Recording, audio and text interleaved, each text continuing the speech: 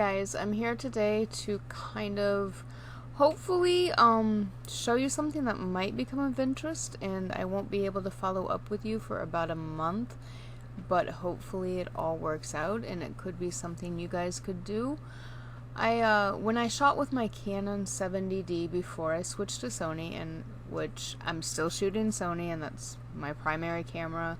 It is just much more sharper and much more consistently sharper, I guess I should say, than anything I've shot with. However, that being said, I'm still a photographer and I love cameras in general, and there's something to the fact that you can get quality images from anything that you use as long as you know what you're doing and how to use it properly, and you know light.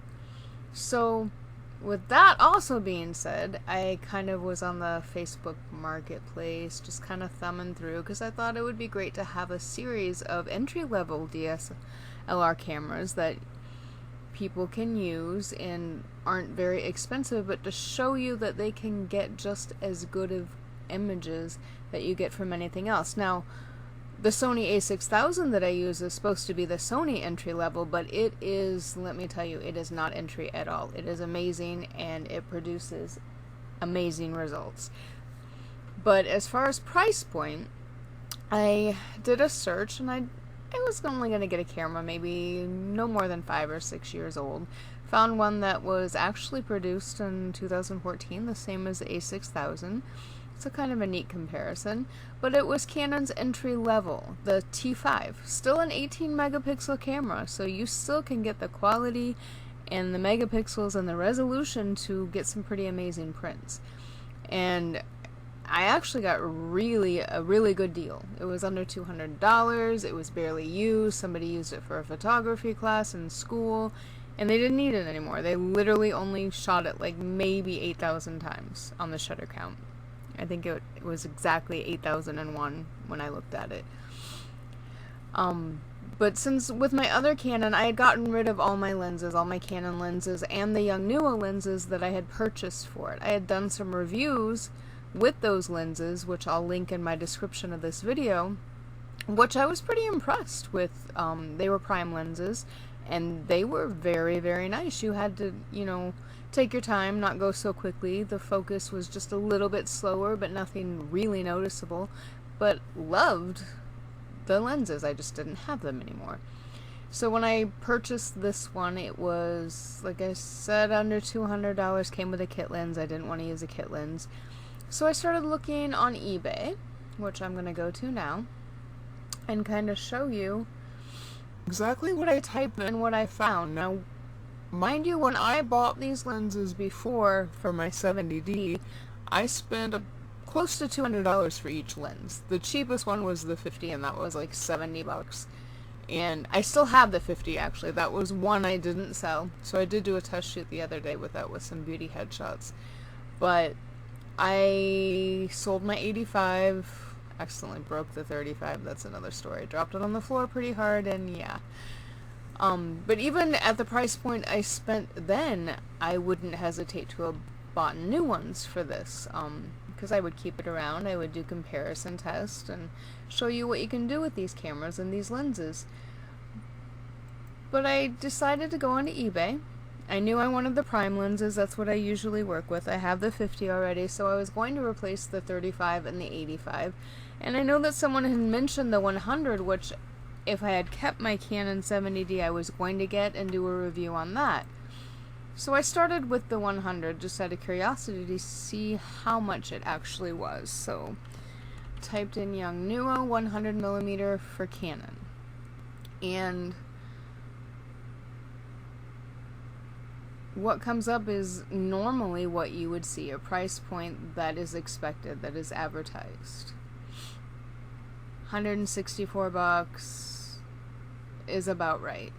However, just below the 164, you'll see this, 35, 5, and 100, from $18 to $36 from China. Okay, so I've ordered from China before. It takes a long time, maybe a month, 3 weeks to a month, and you'll get your product most of the time. About 1% of the time, something would not show. So I opened this up, And I thought for sure there had to have been something wrong with the prices. Once you clicked on what you actually wanted, it wasn't going to be that price. But I was kind of surprised. I'm going to show you here. I went to the 100 first because I decided that's the one I definitely have never used before. $36. Yongnuo 100mm 2.0 autofocus, manual focus, $36 and free shipping. You can even spend the extra $3.99 and get it protected for 3 years, which I probably should have done, but I didn't, and I may regret that. But yeah, so I bought the 100 for $36, and then I went to the 85, and I bought the 85 for $32. And I had the 50, like I said before, so I went to the 35, and I purchased that for $18. So all three lenses, all three lenses, I purchased for under $100, under the price of one I purchased before. So the only thing is now I have to wait that 3-week time period to see if they actually show.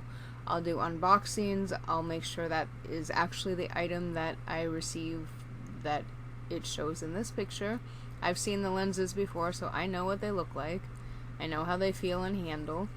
And I'll let you guys know, because if it's true, you may have to wait, but you're going to save a lot of money, and you're already saving a lot of money by buying these lenses versus buying Canon primes.